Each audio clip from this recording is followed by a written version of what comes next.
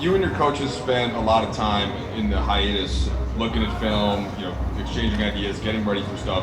I wondered how much of that you've been able to apply so far in these practices, and as these scrimmage games start to come. Like, what are some of the key points that you can put in that maybe you wouldn't have been able to without a hiatus like this, if at all?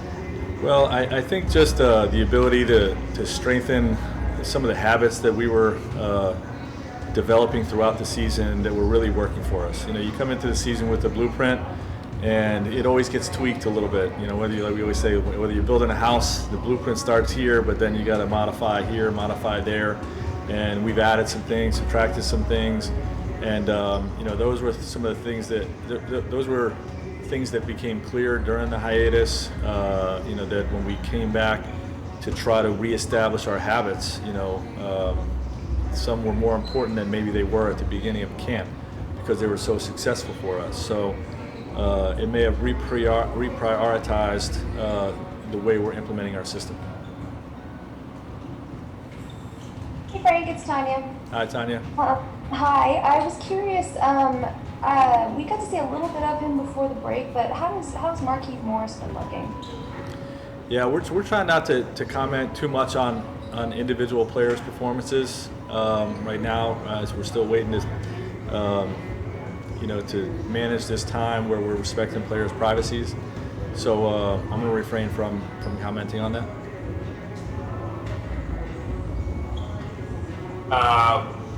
So Frank, it's Dave. Tanya had the same question as I was going to ask. So I'm trying to think of a way to follow up to that. I'll just ask you, is Marquise Morris in Orlando? Not going to comment on which guys are here and which guys are not here, out of respect for our players' privacy. All right, let's toss it to Kyle. Frank, there's been some public incidents of players breaking quarantine. We haven't heard that happening to your team yet. Obviously, with all the players and staff in Orlando, what steps have you guys as a team, beyond what the NBA has done, have you done to reinforce how important it is to follow these protocols, and what do you think the main motivation is for these guys wanting to follow the protocols? Well, it's pretty simple. I mean, there's just an expectation for all of us coming here. These are the rules. If we don't follow them, we hurt our team. We remove ourselves from our important roles. And when we heard of players from other teams doing it, we did remind our guys, just how important it is to make sure that we know the rules, that we understand the rules, and we follow the rules, because every one of us that's here, players and staff, has a vital role in what we're trying to get accomplished. And we got to make sure that we don't do anything from a selfish standpoint that pulls us away from our team and hurts our team.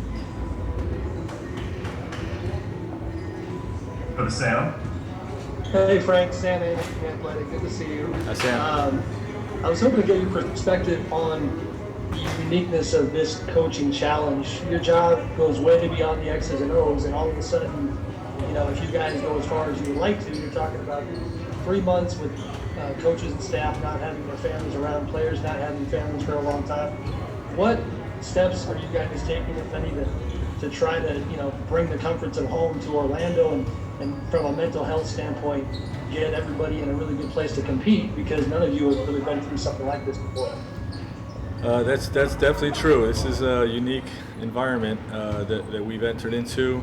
The important thing with balance, with regard to families and not having what we're accustomed to, is the balance piece. The ability to step away from your coaches, step away from your teammates, step away from the game, and mentally immerse yourself in something else, which is what we lean so heavily on our families for. It's difficult because you can't just go home and spend time with them. Me personally, I can't speak for all of our guys. I want to hit that guy. Me personally, I'm relying pretty heavily on screen time. It's not perfect, but I spend a lot of my nights basically in the same room with my wife and my daughters on FaceTime. Having dinner together and just enjoying each other's company, and that's the important piece of trying to get away. There are a handful of things here on campus that we're able to do to bring balance to our lives, to our basketball lives, and we're trying to take advantage of those as well. Brian Kamenetsky. Hey, Frank. You guys have spent most of the season kind of with no real kind of hierarchy with your third option. It's LeBron and AD, and then it's been kind of a different person every night. As the playoffs get closer, how does that dynamic work? Is it harder to do that in the playoffs? Does something have to change in terms of creating more regularity in that spot with that output? I really believe that our third option on this team, with the many weapons that we have, our third option is the open man. The way we play, if we attack and just play for each other and share the basketball, we have more than enough firepower that it's almost a benefit to not have it be one guy that a defense can zero in on. The way you play in attack mode, where it can be a different guy every night, stepping up to score 20, 25 points or have the assist totals or whatever. That's a strength of our team this year, and I anticipate that that's going to work for us in the playoffs. Let's get 2 more questions, please, starting with Melissa. Hey Frank, Melissa Rowland here. I'm curious, when you have a day off, how do you structure your day, and without your family around, do you sort of have to make yourself step away from basketball for a minute? I'm intentional about it. Like I said, even though the family's not here, I do spend a lot of time with them on FaceTime.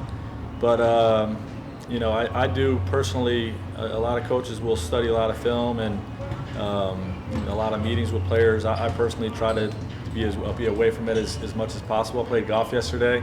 Played bad golf, I should say, yesterday, and that was a part of my day. But did some things around the room, and like I said, spent a lot of time on the screen with the family. But I do think it's important to mentally step away from it and come back with recharged batteries, so to speak, after an off day.